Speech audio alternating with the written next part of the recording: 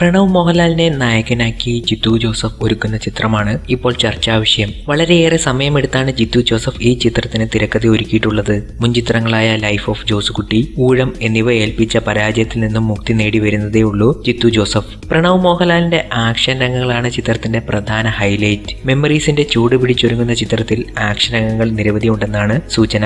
അതിന്റെ കഠിന പരിശീലനത്തിലുമാണ് പ്രണവ് മോഹൻലാൽ. ആശീർവാദ് സിനിമാസിന്റെ ബാനറിൽ ആന്റണി പെരുമ്പാറ നിർമ്മിക്കുന്ന ചിത്രത്തിന് 10 കോടിക്ക് മുകളിലാണ് ബജറ്റ്. പുനർജനിക്ക് ശേഷം പ്രണവ് നായകനായി അരങ്ങേറുന്ന ചിത്രം കൂടിയാണ് ഇത്.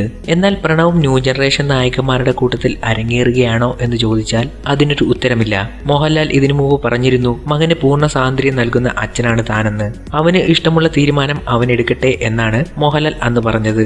അതുകൊണ്ട് തന്നെ പ്രണവ് മോഹൻലാൽ ഇനി പടങ്ങൾ ചെയ്തേക്കാമെന്ന് എങ്ങും പറഞ്ഞിട്ടില്ല. ചിത്രത്തിൽ അഭിനയിക്കുന്നതിന് മുമ്പ് തന്നെ ഒരു കാര്യം വ്യക്തമാക്കിയിരുന്നു പ്രണവ്. വീണ്ടും അഭിനയിക്കണമോ എന്ന കാര്യത്തിൽ തീരുമാനമെടുക്കണമെങ്കിൽ ചിത്രം തിയേറ്ററുകളിലെത്തണം എന്നാണ്. ഒരൊറ്റ സിനിമയിൽ അഭിനയിച്ചതിന് ശേഷം തീരുമാനിക്കാം ഭാവി കാര്യങ്ങൾ എന്ന നിലപാടിലാണ് താരപുത്രൻ. എന്തായാലും നമുക്ക് കാത്തിരുന്ന് കാണാം താരപുത്രന്റെ ഈ സിനിമയുടെ വിജയത്തിനായി.